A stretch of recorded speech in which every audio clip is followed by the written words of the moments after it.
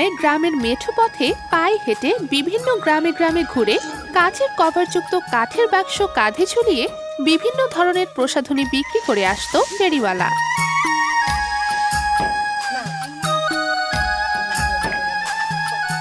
উঠানে দোকান পেতে বসলেই শিশু কিশোরীরা ঘিরে রাখত ফেরিওয়ালাকে। গ্রামীণ জীববৈচিত্র্যের এই দৃশ্যগুলো আর চোখে পড়ে না।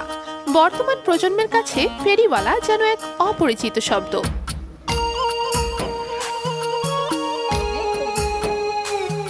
মোহাম্মদ আলী গাইবান্ধার সাদুল্লাপুর উপজেলার খোর্দ কোমরপুর ফারাজিপাড়া গ্রামের এক নিবেদিত ফেরিওয়ালা, যিনি ঘাড়ে ফেরি করে দীর্ঘ কয়েক দশক ধরে তিনি আশেপাশের গ্রামে চুড়ি, ফিতা, টিপ, লিপস্টিক সহ নানা ধরনের প্রসাধনী বিক্রি করে তার জীবিকা নির্বাহ করে আসছেন।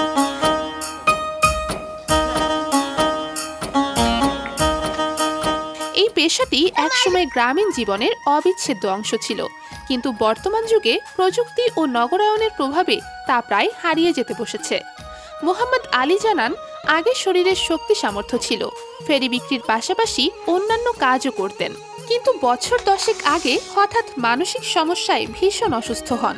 সেই সাথে এখন বার্ধক্য শরীরে বাসা বেঁধেছে, তাই অনেক কষ্টে চলছে তার জীবন জীবিকা। আমার নাম মোহাম্মদ আলী, বাসায় ফারাজিপাড়া খোর্দ কোমরপুর। এর উপর দিয়ে কষ্ট করে চলাফেরা করছি আমি। এখন হলো ছেলে মেয়েরা, ওরা তো মেয়ে বিয়ে দিছি, এখন ওদের সঙ্গে তো আলাদাই হয়েছে।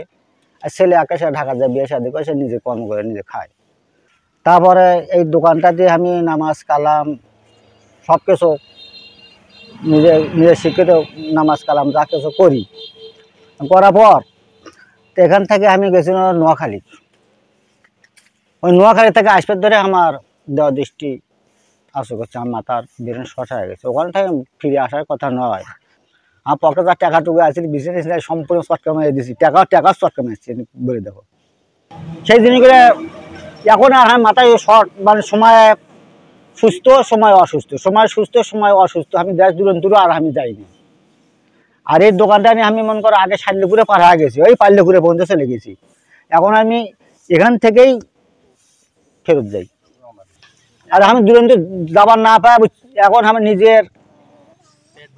নিজের কষ্ট করে ধরে আছি।